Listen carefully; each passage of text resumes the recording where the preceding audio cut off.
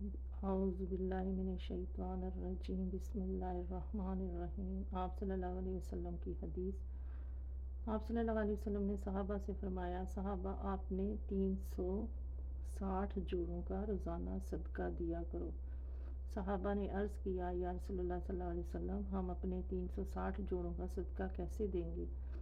آپ صلی اللہ علیہ وسلم نے فرمایا، تم سورج طلوع ہونے کے بعد 2 رکعت نماز پڑھ لیا کرو، تمہارے 360 جوڑوں کا صدقہ ہے۔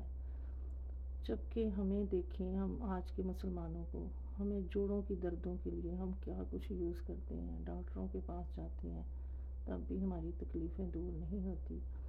تو اگر ہم قرآن اور حدیث پر عمل کریں تو ہم کتنی آسانی سے ان سب چیزوں سے بچ سکتے ہیں، اور اس کا اجر الگ ہے، نیکیاں الگ لکھی جاتی ہیں، اور 2 نفل آپ لوگ ضرور ادا کیا کریں۔ آمین۔